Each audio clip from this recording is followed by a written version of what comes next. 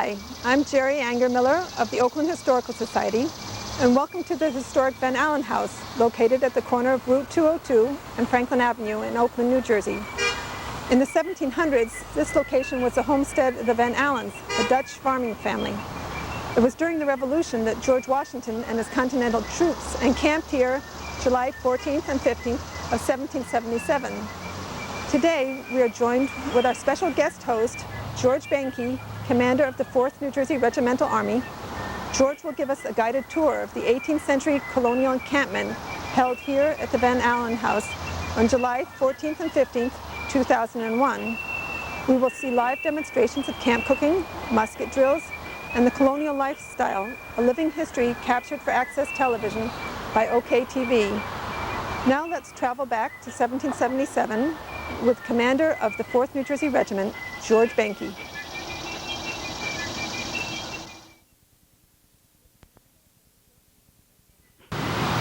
Yes, welcome to the Van Allen House, built in 1750. This is a very famous place and will always be here because Washington stayed here one miserable day back on July 14, 1777. And as the records indicate, the roads were quagged in mud and the army could not advance forward. So Washington stayed here. And the only part that was actually originally here was the little middle part of the house. It was a one-room house with a loft. And next day he left off. But because of this bad weather, the Van Allen House has been immortalized. One of 1,000 places Washington stayed at.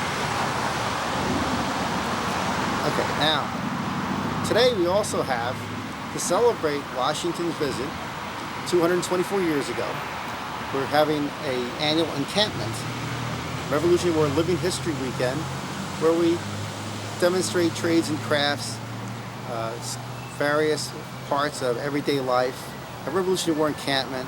We have a presentation fly with seating, and we have a presentation on the evolution of the colonial flag, about musket drills, use of firearms, and we have a sutler tent that was the purveyor of supplies for the military. And we have a social fly where the army soldiers would get together with the camp followers at times to eat their meal. We also have house tours, and there are 4 different areas of the house. We have a museum room in the far right, which covers various, over the years, the history of the property in the town. Something that's very, very interesting. It's something that's painstakingly got together over many, many years, and if anybody's interested in the history of the town, you'll find it very enlightening. And in the middle of the house is the original part that Washington stayed at. We have the fireplace built pretty much as Washington would have been there. We know that he was here because someone located a letter in the National Archives that he wrote while he was here and said, "I'm writing from the Van Allen House," and so on and so on. But we know that letter. And also he received orders here, a report from General Schuyler from up north. So that also documents, no question, that Washington was here. Then we have the parlor and a collection of various interesting things, and actually a copy of an original court order from the colonial court that was established here shortly, confiscating a loyalist property in 1779, and it's on the wall, the original paper, and special glasses over in the dark part of the room, so hopefully it'll last many, many generations. And then upstairs we have 3 rooms that show different periods of time, the 18th, 19th century, with some original furnishings. Anyway, so let's first go to the encampment, or to the house, shall we? Go to the camp. Let's go to the camp. Okay. And now I'll walk over to the encampment area.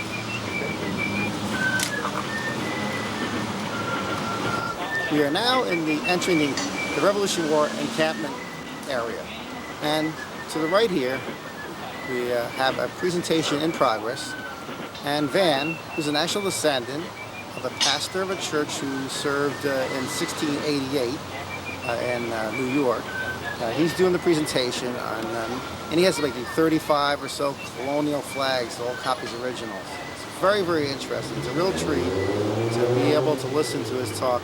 Adults and kids alike really enjoy it, and are surprised by how much fun it can be. And enlightening. Anyway, let's go see the camp now and the presentation for a short bit.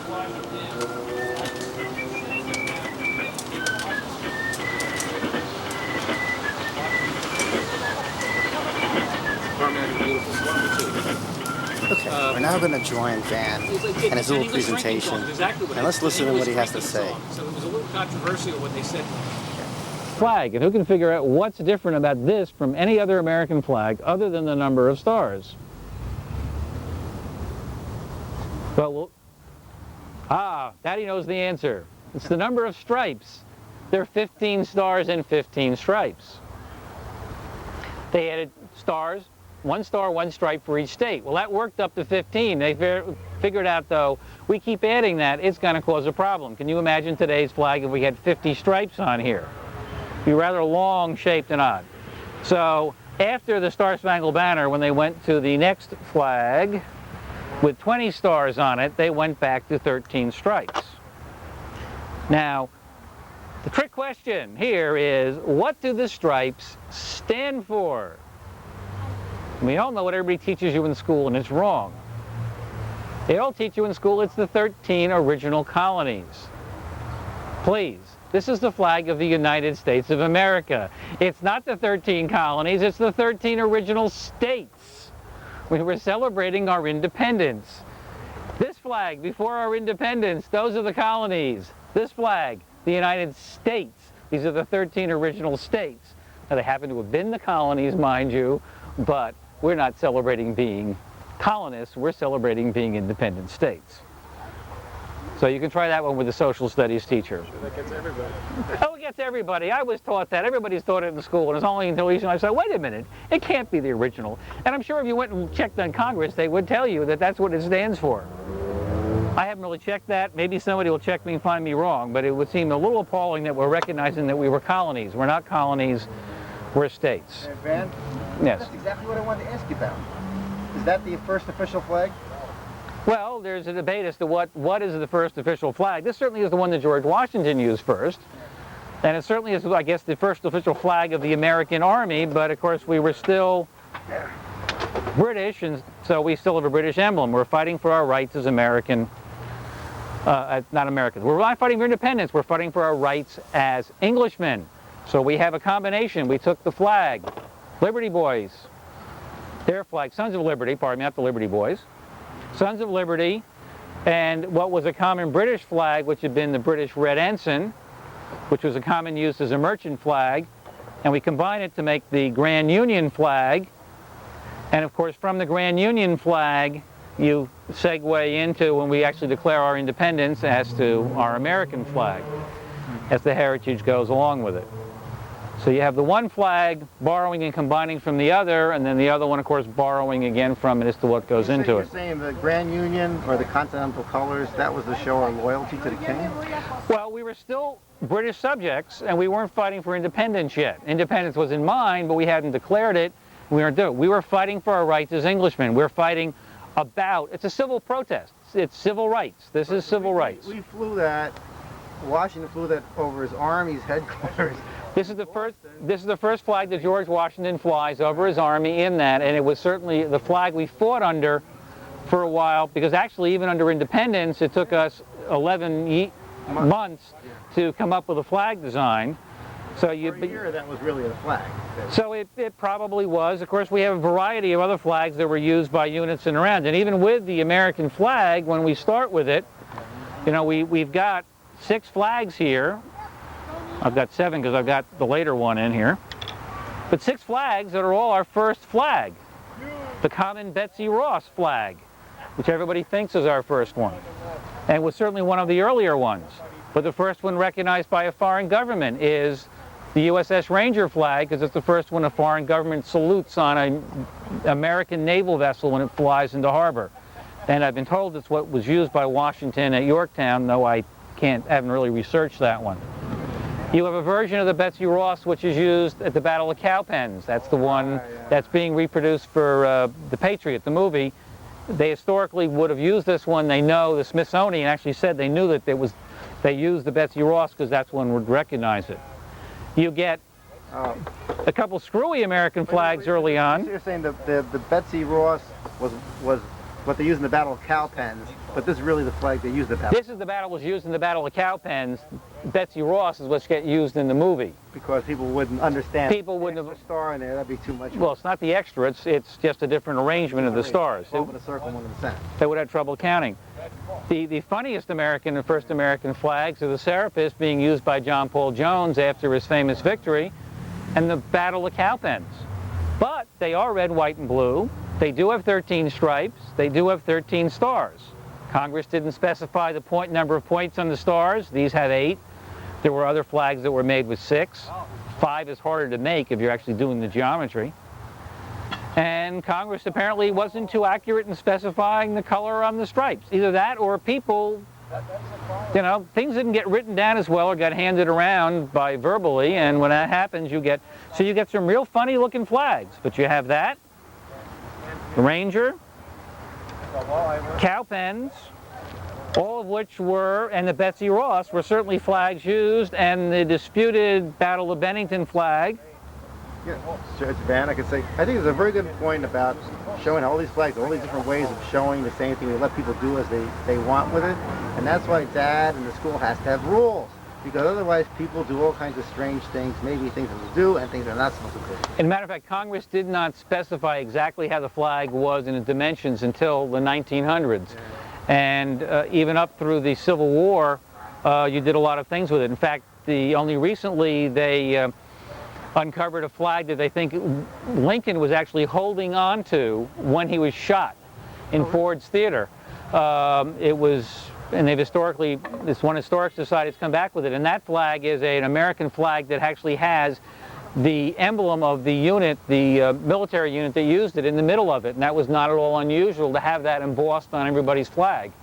So each military unit had an American flag with stars on it, whatever arrangement they wanted, and frequently with their own emblem on it. And that was perfectly valid and used. There was no rules that said you couldn't. And the dimensions of the specific dimensions of the flag didn't. But early on in our history, as I said, the object of a flag, of course, is to help you tell where your side is and where the other side is, and to help inspire people to rally around it in the battle and other things for it. Flags didn't take on as much symbolism then as they have in these days. We've added a lot more. Our flag has a lot more meaning and importance to it now than it did back in the earlier days with it. What's this with the pine trees? Pine trees are a common symbol from New England because a lot of their economy was based on cutting down trees to make ships and to send them out. Oh, there's another one there. You have it's a funny looking pine tree. Somebody said cedar, which is a kind of a pine tree, but they had an odd one. You have, this one was used on a bunch of ships outfitted by George Washington to go out and raid on commerce. Took the idea of appeal. He personally financed those ships. He personally financed those ships? Maybe out of his own pocket, and he set an example. I mean, so he... Well, many people did, because actually it was a good investment if your ships came back. What you captured, you got to keep. 50% of it. And 50% went to Congress and 50% for you. And with it. And this, again, this one, a pine tree one, was probably the flag used at Bunker Hill. And what they did is they just added to what was a British flag, and they simply copied from it.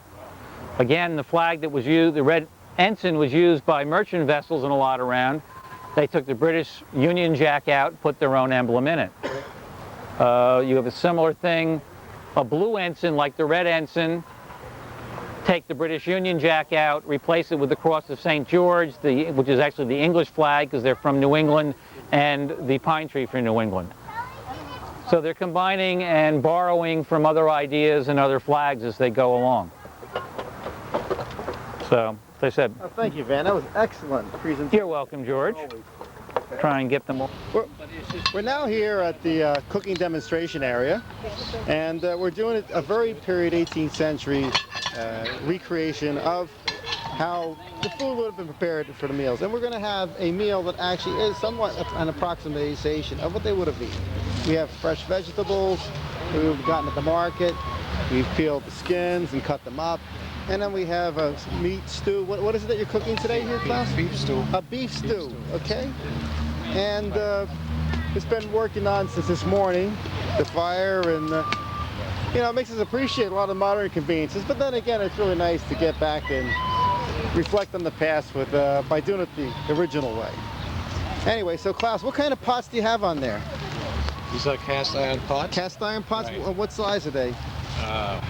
It's a 1 quart, maybe, This a 2 quart? This is a 2 quart, I think, and that maybe a gallon. A gallon. Okay. Mm-hmm. And yeah, so the fire, you know, you needed like about an hour to get the fire going good? It takes about that much. It takes an hour. Okay. You don't need a really huge amount. No, we're not going to make a bonfire here. We got 5 fire trucks hanging out. But basically, you have a fire that's for cooking purposes. We're fortunate we have a grill, and we have the cooking irons that extend vertically and horizontally, which you can hang the pots on over the fire. And then to the other side here, to the right, on your right, is another set of, what is that? Like a rack. It's a rack. And once you finish, if you want to remove something from the fire, and so it hangs out of the way and cools down, you can use this. And this is very practical. And then to the other side of the fire, we have a pile of wood, which Klaus is working over, and some other utensils, and a bucket of water, a pre-created wooden bucket, in case we have an accident. We're very careful here at the Van Allen house with safety. So if something happens, and we'll be ready for it. Anyway, so hopefully later on we'll be enjoying a meal of what stew is it? What kind of stew is it? It's beef stew, right? Beef stew. And what do you put in the stew?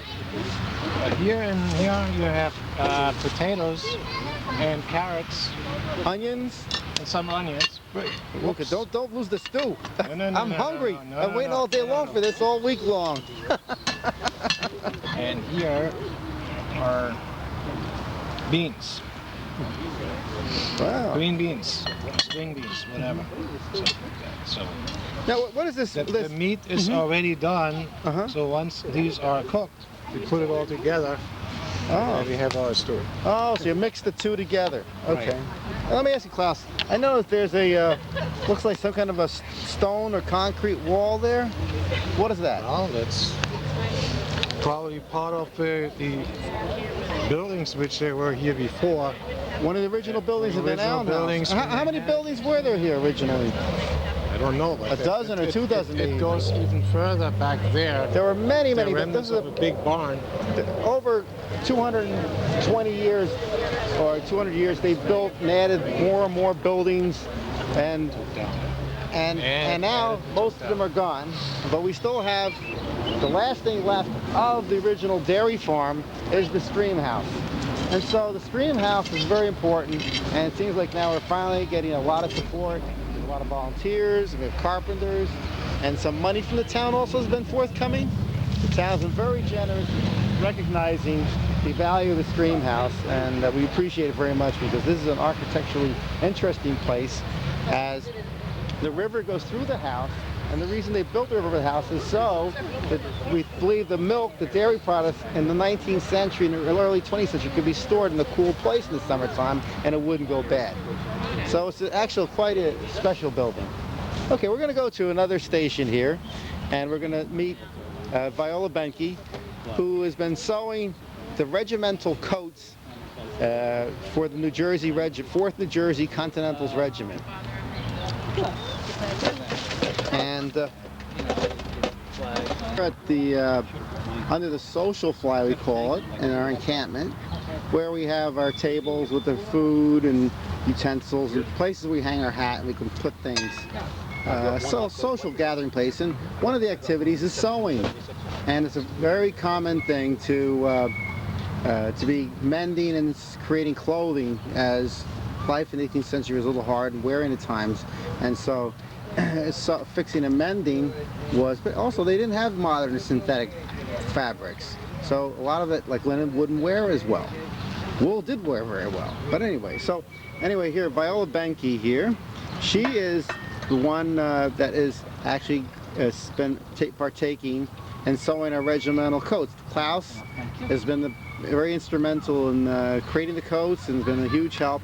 And Mrs. Benke here, my wonderful mother. Well, I try helping to doing mending and put buttons and all of the clothes because he need repairs and really not have too many people to do this. And it's very hard. Put the buttons and the buttonholes too. That way everybody use the clothes. And this coat we're actually recreating for the first time. Actually, these are maybe the first coats in existence. The first issuance of the French lottery coat, which the French delivered to the United States, America, in September 1778. And they arrived at the New Jersey Regiment finally December 1st, 1778. And up to that point, they were documented in end of November as being totally lacking in everything, in very poor condition, virtually dressed in rags. And these coats brought the French lottery uniform. What the French basically delivered was a waistcoat, a waistcoat, a regimental coat, and breeches, or like anyway. So these coats are made with wool on the outside, and the liner hasn't been put inside yet, but we have a serge wool liner inside, and the sleeves will have a brown oatmeal linen. All this has been pretty well documented through many years of research, and this coat has been at work actually in 3 years. So to finally see this coat coming together, which we're very close to completing now, is quite an accomplishment. I mean, these coats are so exact. We have this wool is imported from England. Basically, understand it's made by one manufacturer. It's the right thickness and weight, the right thread count. It also has the right tint. It's the French red and the French blue. It's slightly odd in its appearance, but that's the way it was. It also has the right fade rate. What do you mean by fade rate? Fade rate is the rate at which a garment will lose its color.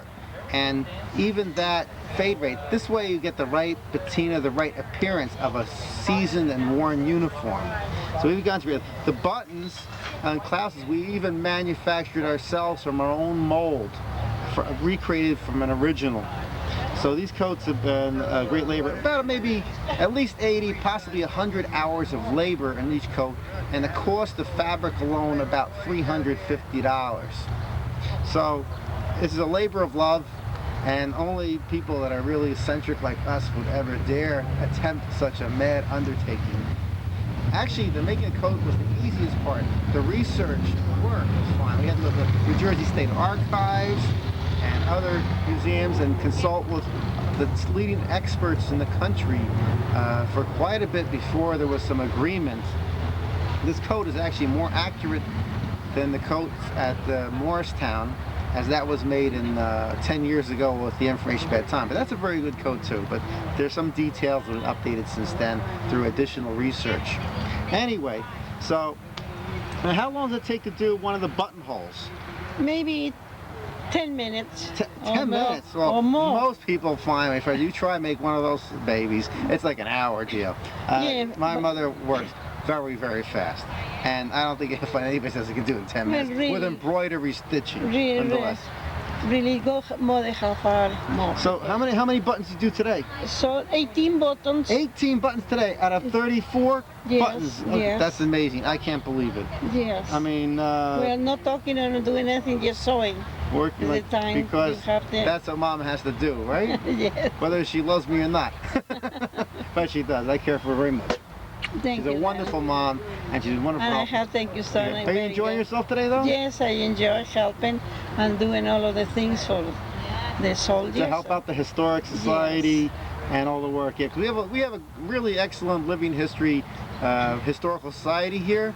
It's quite active. We're very fortunate in Oakland to have a fairly healthy group where there's activities on an ongoing basis, like the quilting program, and there's monthly meetings, planning activities, and we do various crafts and trades, and now we're working on the Stream House to bring that back to its original glory and beauty.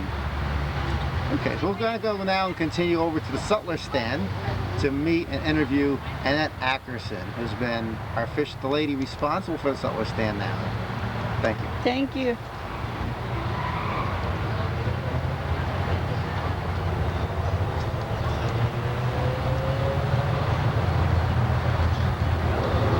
Anyway, so we have Annette here, and she's right now working in between customers, as things are a little slower now. Working, what is this you're making? Well, this is my master, and he brought me over here from the other country. And of course, I had to pay my way by working for him. And he's kept me on. He's happy with my services. So far. And 7 years of service. what I've made for myself here is a modesty piece. I've been working on it because I most certainly don't want the master to get any ideas. Oh. Just make sure you know it's just work, sir. And basically, it just goes here. Very nice. But we don't want to cover that up. What century is that? And, you know. So you're working on it. And you're doing this type of stitching? What kind of thread is this? This is, the thread used is a copy of sinew. You know, obviously we're not going to gut animals and use sinew, but that's what this is. It's a copy of the sinew. And, you know, what I would have done then would certainly not be sewing machine stitches. So that's what you have here, the same kind of stuff they might have done then. This is not meant to be a refined piece. This is a practical garment. We're here living in town, in the state, where we don't have all day to be sewing. It's a very, very strong thread, and it'll do its purpose. If she was to want to have it for some special occasion, she might spend a lot of time sewing. Right, I would use a finer stitch. But and we have more practical issues to tend with here in real life in the 18th century. Yes. And so she did it doing it as quickly as possible, so she has the modesty piece that will serve its purpose while around the house and the barn. Yes. The master was good enough to let me make myself a hat. Yeah, she takes care of the sutler stand, and she does also when in town, she does tend to the house and other services. Excuse me, yes. She is an indentured servant, but not necessarily a slave anyway. But that was very common in the 18th century, where she would come from Europe and she would want to, things weren't very good always over there in England and London. It was polluted, it was dirty, there was not necessarily a great place to live. And here in the Americas, there was lots of land, there was room, there was generally lots of opportunity to be had for anyone with motivation and ability. And so, her being a lady of intelligence and many good characters, decided I'll take a chance and I will sign on for 7 years of service, and in exchange I will get passage and room and board to get to America and for the time of my service. And then it's all done, I'm free and clear. I'll have a skill, a trade, I'll have a reputation and a reference from my owner or whoever is taking me up services. Anyway, so the owner of the master, myself in this case, had decided that because, and to help the Continental Army, that they freed up the male owner that was taking care of the sutler stand, the regimental quartermaster stand, and had Annette take care of it in place because she's quite capable, and it made it so other business would be taken care of. Anyway, so what is it? What do you do here? Tell me about your position a little more as you do your. I sell what's needed. You sell what's needed. I sell what's needed. And what do you offer here? Now, of course, you know we're not offering all the original things, but we offer actually some reproduction things. Well, what we have is flint for starting fires, for firing muskets. We have scissors. We have musical instruments, tin whistles, some music to play the musical instruments with, hats, spoons made out of pewter, and so many things I couldn't even possibly mention them all. I think we've seen enough of the Sutler stand for now. Let's move on to the next station. Thanks. We're here now with three reenactors, and they have varying experience in being totally new. That's Joe, who's been to 2 events now, and we have David. Is this your first time you really Yes. get dressed? First Yes. time, but you've been coming up for a few months since last fall, getting acquainted with the group at the Van Allen House. And you have Van, who has a number of years of experience. Anyway, I'd like to start with Van and ask him why did you get involved in the hobby? What attracted you to the hobby? Well, I was a history major in college. History has been a hobby of mine for many years since then and such with it. And with another friend of mine, we went to see an historical reenactment that was mixed Revolutionary War and other ones. Ran into you and some other people. Then we ran into you again at another event and such with it. But both I and my friend like history, like the detail of it, and really enjoy learning more of it, which you get somewhat by getting out here and actually getting in some of these clothes and living in them. Also interacting with a lot of the public and the chance to explain and make living history come alive and living to them. Enlightening the public and making them remember the past, their forefathers and their contributions, that kind of stuff, right? Yeah, it's our forefathers, also some of the other events and the fact for it. To remember that history is a story. One always has to remember history is a story. And if you forget that it's a story, you're going to lose a lot of the importance and the lessons of it. And to make it a story, it can't just be names and dates or other minutiae. It's got to be the things that come alive with things that people did, the stories of it, real people doing real things, real conflicts, not all sugar-coated, as it frequently is in social studies books. But adding the name to it, putting flesh on the bones. Absolutely. And David, so what got you to this point? What attracted you, brought you into the hobby? One of the things was you when I met you at the Heritage Day Festival in Oxford, New Jersey, at the Shippenberg Manor. So you met me, and that's Met how you, also. But I was always interested in the history and culture of the 18th century. And Did I pump you up a little bit on the hobby? Is that what happened too? It was both factors. I mean, I do that sometimes. well, the interest was already there, but you were a factor as well. Yeah. But I'm actually part of the history. All of my ancestors were here before the Revolutionary War, and my mother's family was one of the founding families of Sussex County. Wow. Yeah. Because of the distance from here, they weren't much in the Revolution. I think that they managed to evade it. However, they were definitely present there at the Revolutionary War, and so were all the other branches of my family as well. But I've always had this natural interest in the history of New Jersey and the 13 colonies and the English culture that they came from.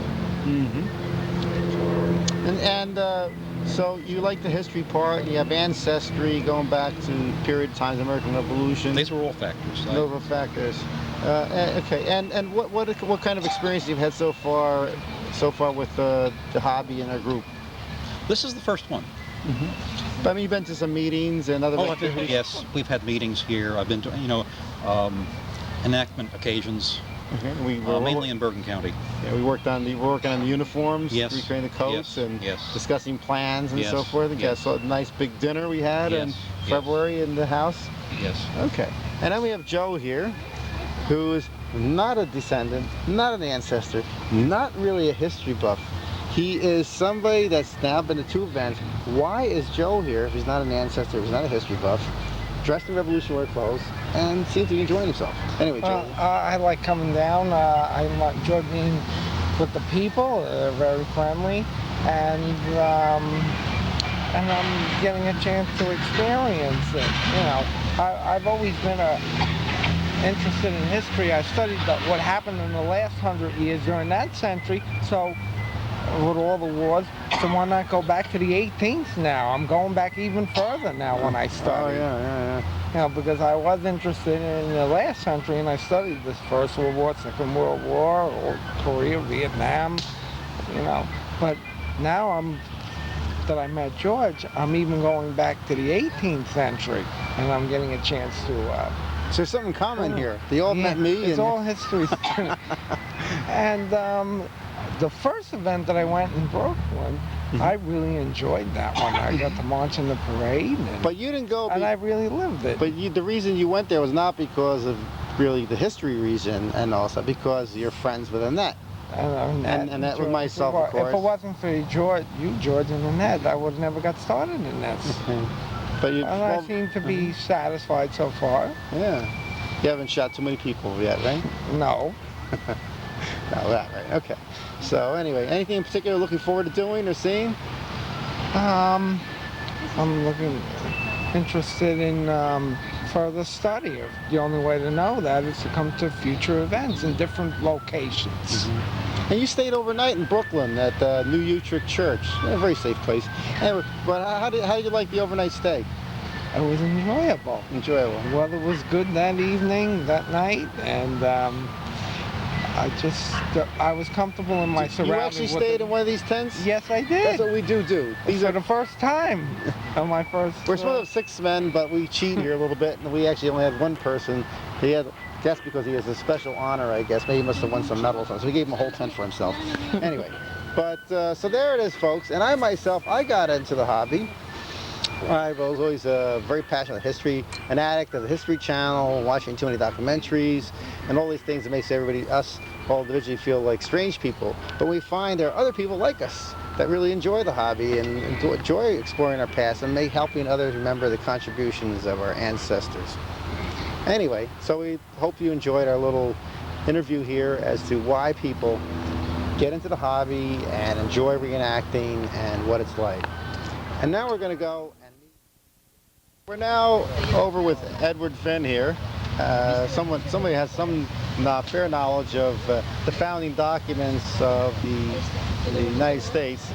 And we're in a section of the Sutler Stand, which offers a whole collection and set of those, and for people to come and take them and to read them and study them and look at copies of the originals. We have 2 reduced size prints here of the Constitution and Declaration of Independence.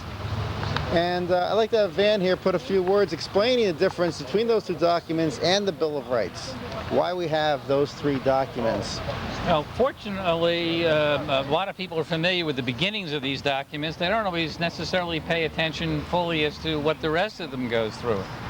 The Declaration of Independence is kind of interesting because it wasn't actually what declared our independence.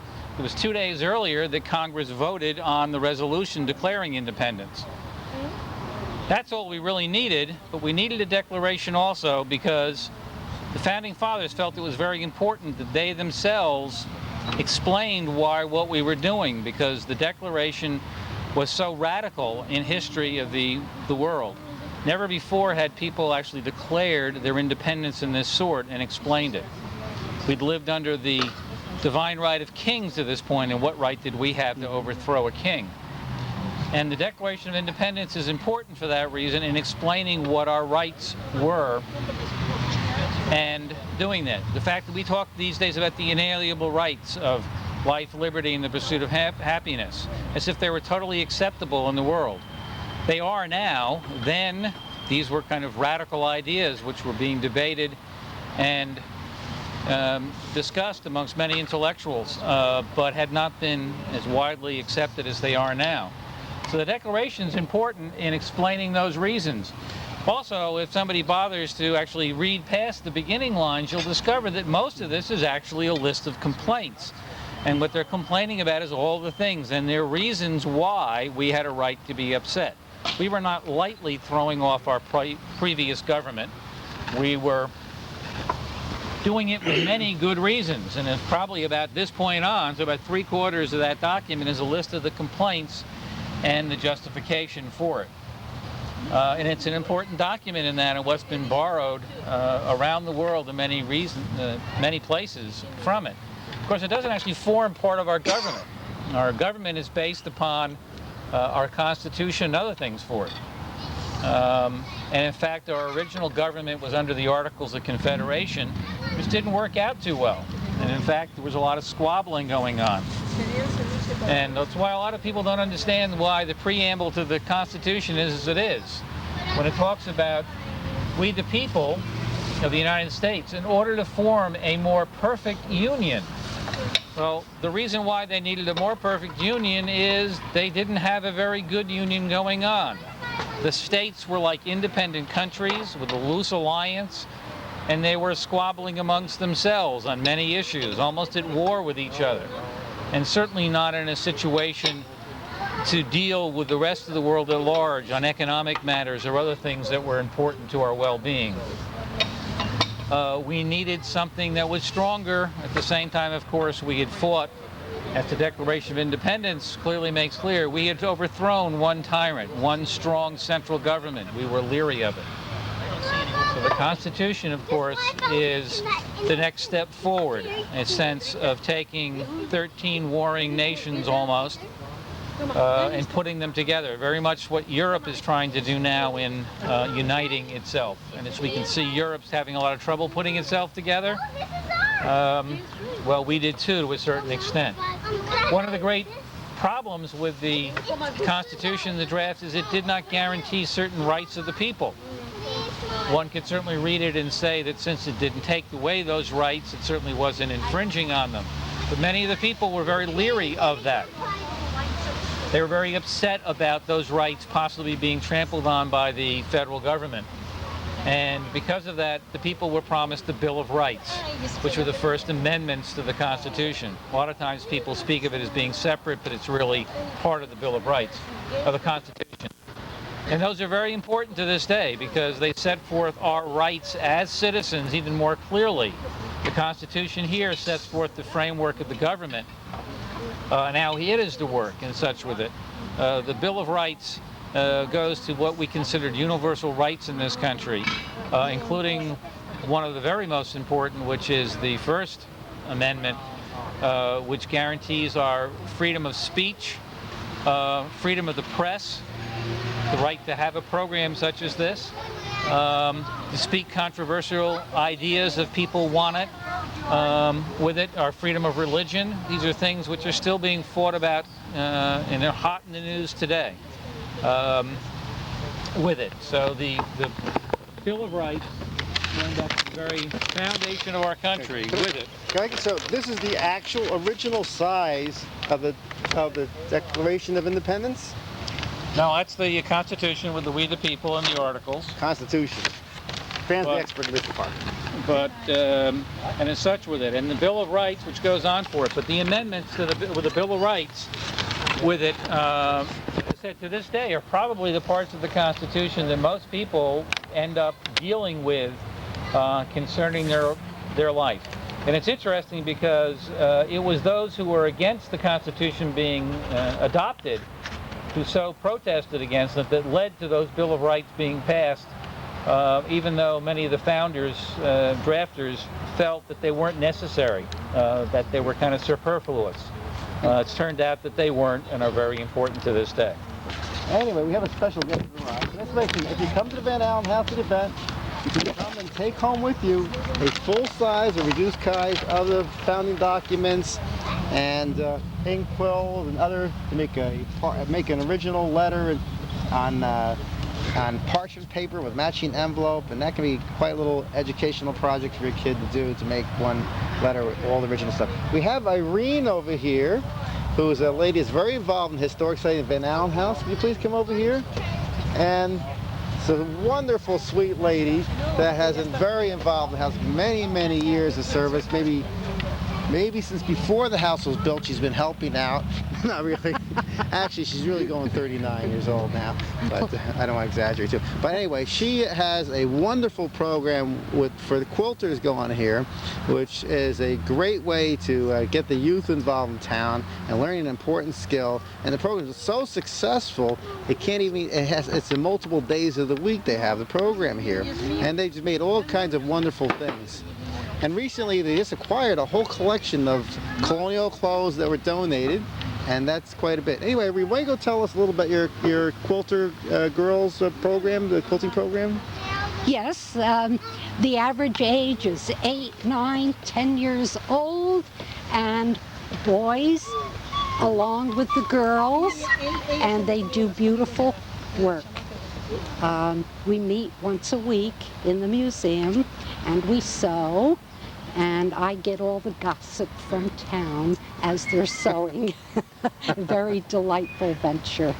Also, we give colonial programs for all second grades in Oakland.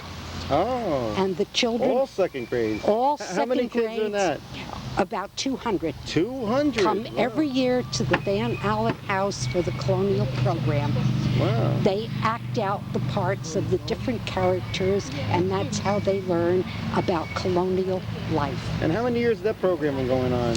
About 6, 7 years I've 6, been 7 doing years. it. You ever have any kids come back some years later and... Oh, sure. Today, some yeah? came and talked about the program and the part that they played. Oh, wow. So it's been a big hit in the town. How many girls would you say are involved in your quilters program here? Oh, there are 24. 24 Wow. quilters. Wow. 24 active sewers. And if it wasn't for Irene's labor of love in working this program on an ongoing, nearly daily basis, it wouldn't be here today. So we have a lot to be thankful for Irene. But there are other programs and activities that anybody that would like to donate an hour here or there or a day would be greatly appreciated. It would go for a very good cause. And we have this real gem of a place that's quite unique and like a National Historic Landmark right here in town in Oakland. And we welcome anybody in town to come.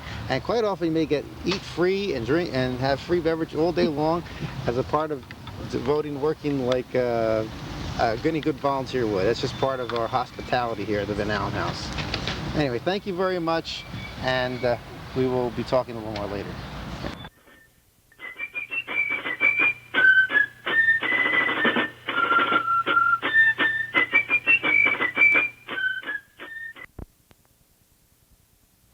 Okay, we're now in the Men of Arms musket demonstration part of our program, and which is one of the regular activities we have here at the Van Allen House and the 4th New Jersey Regiment as we recreate the life and times of a soldier of the Continental Army.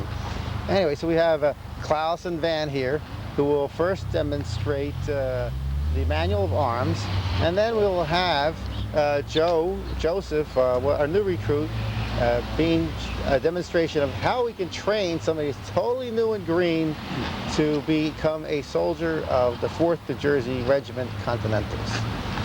Sir, you may take over.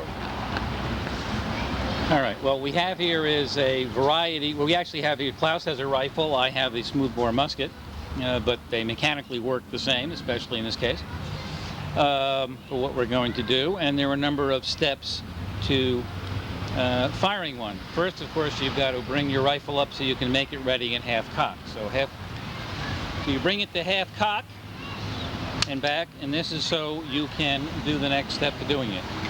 You then would handle your cartridge. There are officially 13 steps in the manual for this, which means you take your cartridge out of your pouch around. You're going to prime your pan. This is called, which holds the thing for it. Close down over it. You then cast about.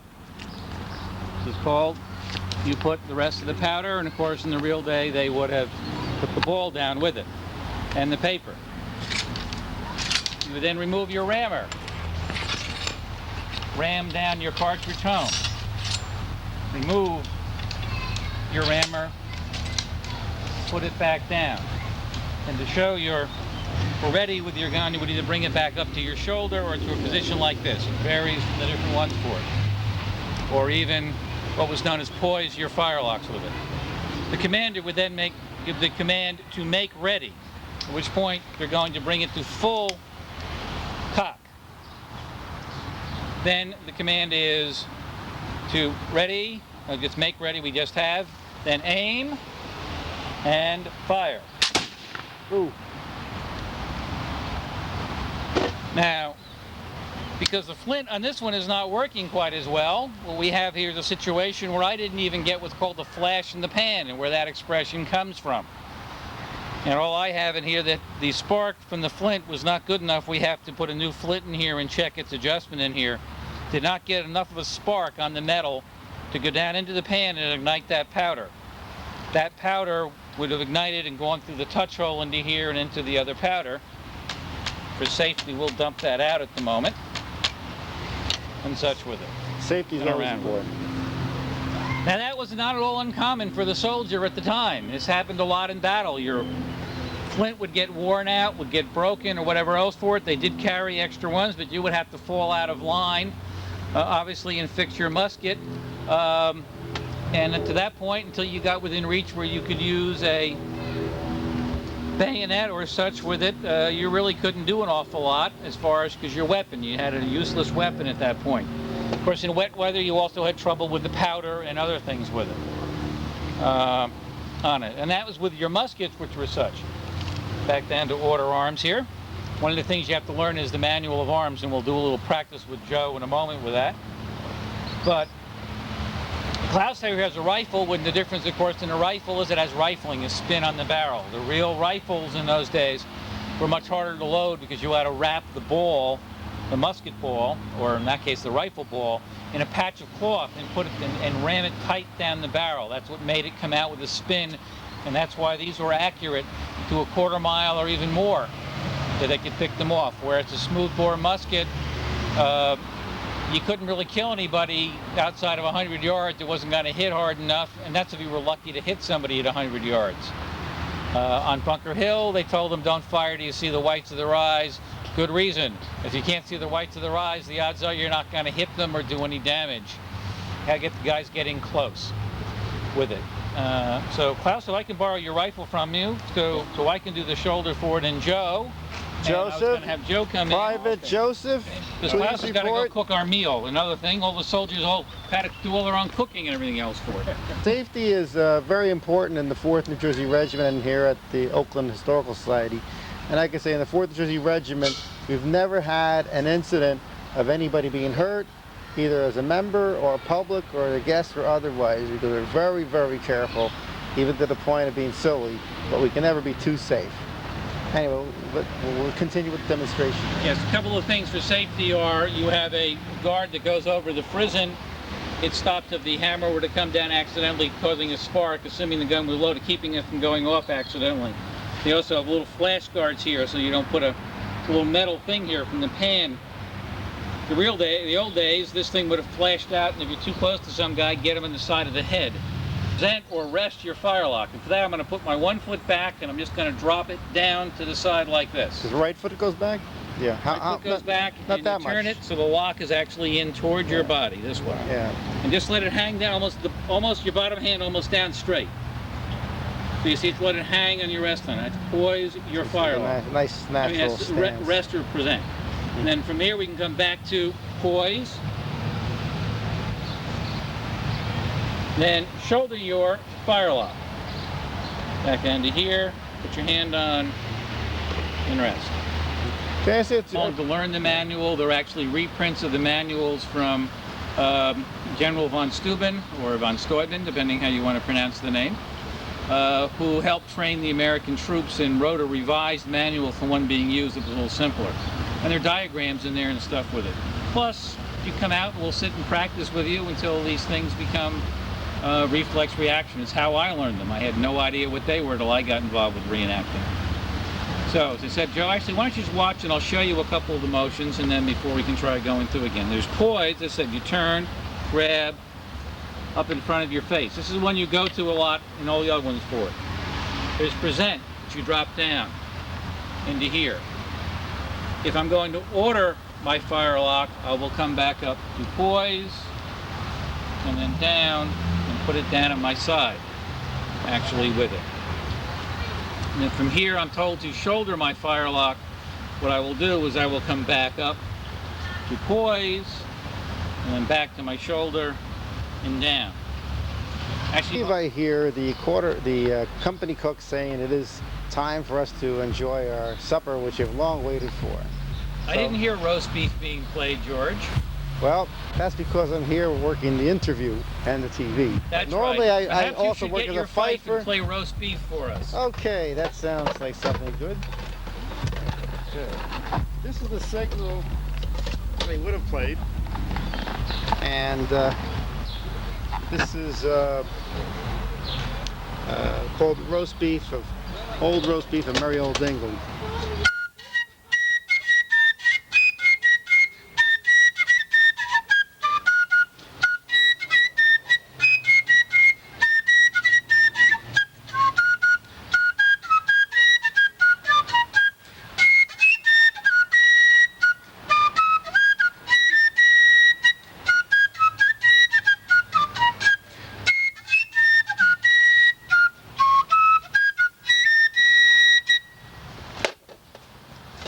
And that is the signal for dinner time. Anyway, so if you'd like to get involved in reenacting the 4th New Jersey and our friendly faces are a place to be, as we do it accurately and correctly while maintain a sense of civility and fun at the same time. We can reach that 201-741-8391. I look forward to hearing from you. Thank you. Shoulder your firelock and carry it over, and we'll rest them over there.